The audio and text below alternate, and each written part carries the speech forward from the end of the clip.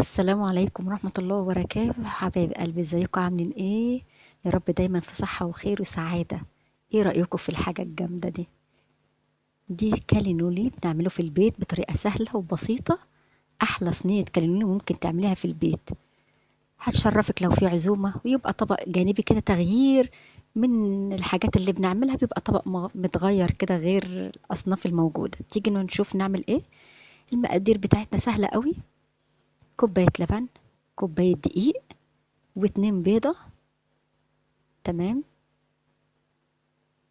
وكله في الخلاط، وملح وحبة فلفل أسمر، مش يعني أو فلفل أبيض براحتك اللي متاح عندك. هتفضل نضرب الأول البيض مع اللبن الأول، كوباية لبن، كوباية دقيق، اتنين بيضة. مش أكتر من كده. هي دي المقادير اللي هتعملي بيها الكانيولي، اللي هو الطريقة اللي بصي كأنك بتعملي كريب كده. تمام. اهو السايل اهو.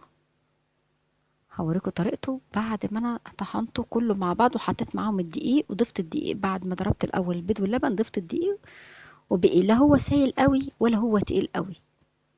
تمام. بصوا شكله كده في الطاسه وانا بحطه اهو. لا تقيل ولا خفيف. هفضل اعمله كده واسويه في الطاسه كويس قوي اهو. طبعا لو حركته بايدي كان هيبقى كويس برضو، مش هيطلع حاجه. انت لو حابه تحطيه يعني انت ليكي يعني الحريه تعمليه زي ما انت عايزه. انت كانك بتعملي كريب بالظبط كده في الطاسه. تمام. بعد ما تحسي ان هو خلاص بدأ يحمر، هنروح قلبينه على الناحيه التانية، وتفضلي تعملي كده واحده بواحده كده، وتروحي قلباه. بس هو كده، هو كده زي الفل. انا شيماء الشيخ، ودي قناتي اسمها شيماء الشيخ، فارجوكوا يعني ما تنسونيش في اللايك والشير والاشتراك في القناة عشان يوصلك مني كل جديد ان شاء الله. تمام. هنا احمر خلاص، فلقيته احمر على الوش ده احلى شوية، فرحت قلبت تاني الوش التاني، قلت ياخد تحميرة كمان شوية زيادة. طبعا انا ما بحبوش محمر قوي يعني، ولكن يبقى باللي يوصل بالطريقة دي زي ما انتم شايفين كده. هنا بقى هوريكم برضه واحدة تانية، برضه هدهن دهنة زيت بسيطة قوي. تمام. وهتحطي بقى كبشة واحدة بس كده من العجينة اللي انت عملتيها. بص انا بفردها بالراحة قوي، على قد الصينية او الطاسة اللي انت هتعملي فيها. وهيحمر وتروحي قلباه وهكذا. عشان بس تبقي عارفة طريقته. على فكرة طريقته سهلة جدا، مش صعبة، ومش يعني ما فيهاش يعني حاجة كتيرة. بس هو كل ما فيها ان هو يبقى حلو قوي معانا كطبق، يعني نغير بيه جنب الاكل.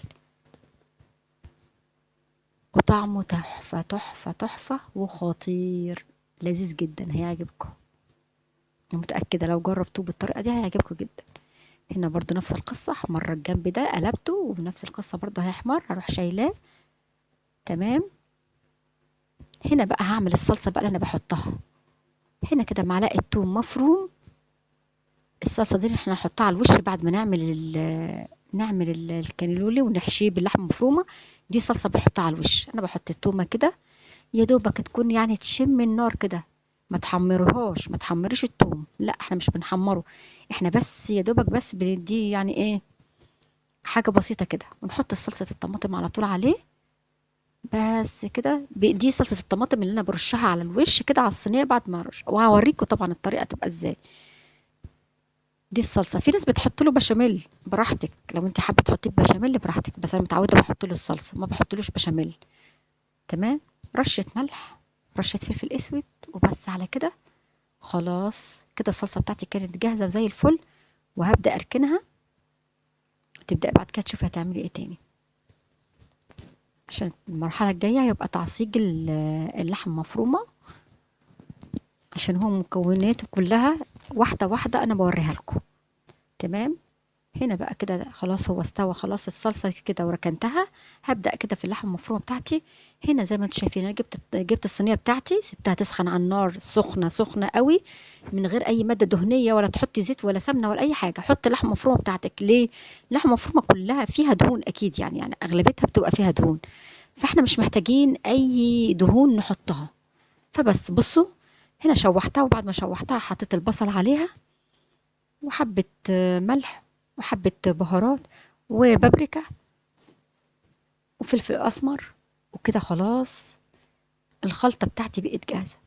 والبصل انا كنت فرمه معاه فلفل احمر، فعشان كده مدي زي ما انتم شايفين الشكل اللي انتم شايفينه ده كده، قرن فلفل كده احمر. فدي اللحمه المفرومه بتاعتي بعد ما سبكتها، بعد ما خلصتها يعني وظبطها. هنا كان اللون بصي منظره عامل ازاي، عامل زي العيش الكريب بالظبط بالظبط. تمام. هقول لك بقى نجيبه هنا بقى كده نفرده. هنفرد على الظهر، دي الظهر وده الوش. هنسيب الوش ونجيب الظهر هنحط عليه، ونحط معلقه لحمه مفرومه زي ما انت شايفه كده بالظبط، وتلفيه. ولازم تلفي الجوانب كمان معاكي عشان ما يطلعش من الجوانب ويطلع منه لحمه مفرومه. بصي بقى بالمنظر ده. وهترصي في الصينيه. هتجيبي كل واحده هتحطي فيها زي ما انت شايفه كده اللحم مفرومه، وتقفلي كويس من الجوانب، وتقفلي عليه، وتلفيها رول كده، وتحطيها في الصينيه، وهكذا. تمام. اهو انا وريتكم كذا واحده عشان تبقي عارفه ان الطريقه سهله وبسيطه، ما هياش صعبه خالص. تمام. بعد كده تعالي شوفي كده، بصي لفيته كله ازاي، رول بالظبط كده زي ما انت شايفه في الصينيه. هنا جبت الصلصه بتاعتي بعد ما عملتها، وابدا احطها كده ايه على الوش. الصلصه دي بتوديها في حته تانية خالص. ليه؟ معموله بقى بالتومه دي، فمديها طعم تاني كده بجد. هتوديها والله في حته تانية. في ناس بتعمله ببشاميل، ما بحبش بالبشاميل، ولكن انت براحتك، لو حابه تعملي ببشاميل انت حره، ليك حريه الاختيار، بس انا متعوده بعمله بالصلصه. تمام. هنا خلاص خلصت مقدار الصلصة بتاعتي كله، حطيته مع الوش كده. ونبدأ بقى تجيب الجبن بتاعتك اللي عندك، جبنة شيدر، جبنة ميكس، جبنة رومي، موتزاريلا اللي عندك. طبعا انا عندي كان ميكس على بعضه، فحطيت بقى رشة الجبنة كده على الوش. وابدأ اقول ايه بقى، باي باي. الصينية بقى احطها في الفرن، ونشوفها بقى بعد ما تطلع من الفرن بقى تبقى منظرها ازاي. وهي فعلا كانت خرافة، والطعم والله كان تحفة تحفة تحفة. بصي هنا بعد ما طلعتها، تحفة جدا. شايفين الشكل؟ انا عايزة انط اكلها دلوقتي وانا قاعدة كده وانا بتكلم كده على الفيديو. يا رب بتاع الفيديو بتاعي يكون عجبكم. ما تنسونيش كده في اللايك والشير، وجربوها هتعجبكم جدا. طعمها لذيذ قوي. هتغيروا بيها جنب صنف كده، تغيروا بيه كده جنب الاكلات بتاعتكم، هيعجبكم جدا على ضمانتي. شايفين جوس ازاي وطرية وتحفة، جميلة جدا. يا رب الفيديو بتاعي يكون عجبكم ان شاء الله. شكرا ليكم، والسلام عليكم ورحمة الله وبركاته.